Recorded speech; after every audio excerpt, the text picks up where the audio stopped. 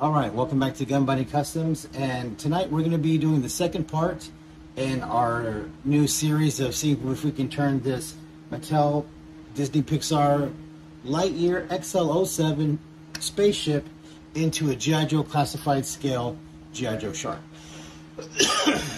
Now, like I said, I picked this up the other day for 12 bucks. Been wanting one for a while, and this was one of the things that a lot of people suggested that it could be, and I thought it could be, and I believe I am on the right track of making it so.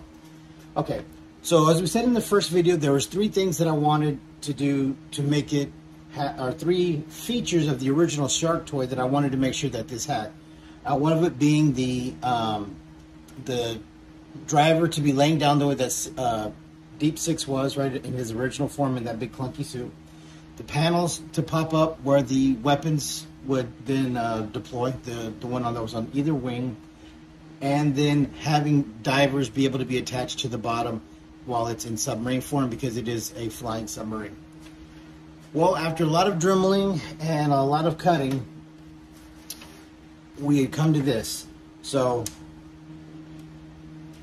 I was able to open up the back and have a 6-inch figure lay in there on his stomach the way that Deep Six was.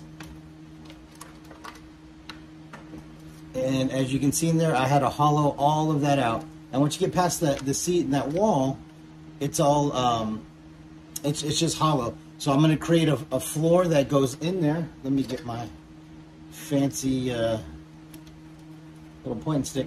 So I'll be creating a floor that goes in there, and that'll look like he's on, you know, something that's at least mildly padded, and go in there and give it like a nice clean look.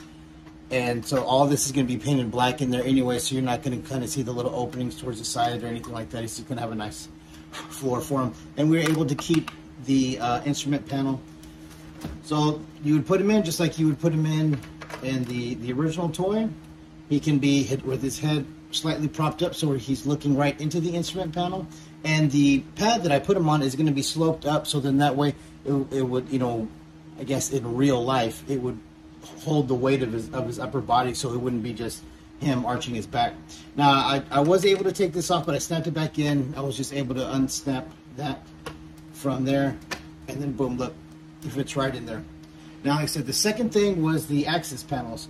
And if you recall from the first video, I thought about doing this long one, and then I settled on doing these 2 panels, these 2 body panels that had these, they had these sort of little like handle marks in there. Well, I was able to, with this, which is an acrylic cutter, to scribe the body line. Just keep going over and over and over and over it till you cut your way through, and then I was able to open up those panels on both sides. Let's see. I snapped it back in place there. So boom. So now, if you look, it is all open in there. So I had to cut into this wing insert here to smooth that down and all that stuff, because there's going to be the bottom of it, of this compartment where the weapons would go. So I was thinking about how to do it and how to create a hinge, and then just through a stroke of luck, right? It has these posts that are in here that it lines up with.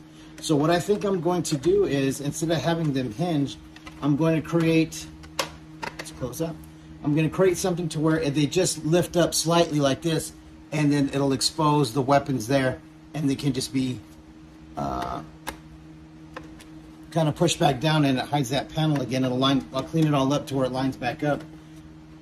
But that way we'll use the actual post system that came with the manufacturing in order to do that. So you'll have them raised up like so. Let me get this one out.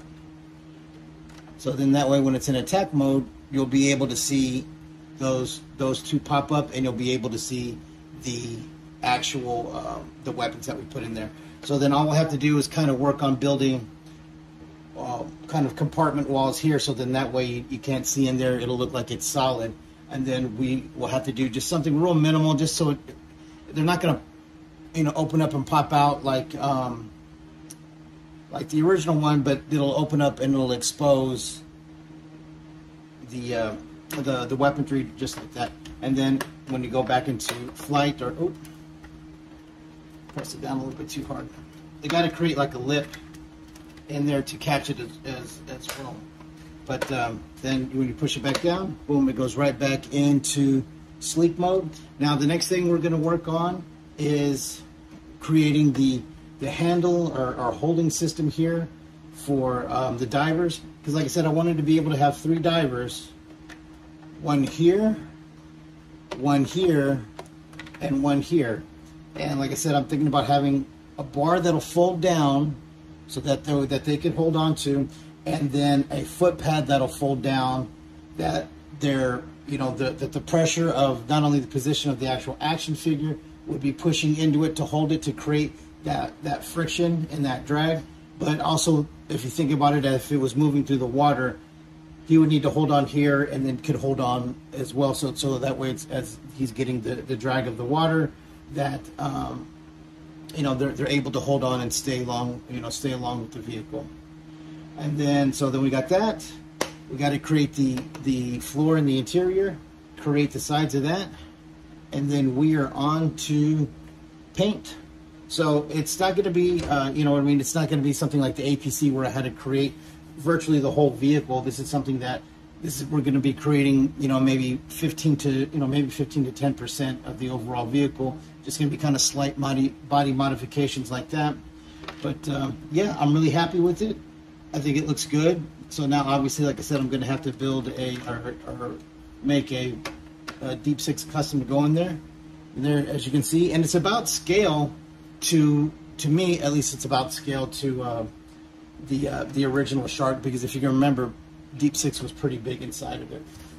All right, well, that's it for part 2. We were able to do it, and like I said, just take a panel line scriber, the back of an X-Acto knife, or an acrylic cutter, and you just put them in there, and you just score it over and over and over and over again till you get through the plastic, and then you'll see that there's some where the bottom part of this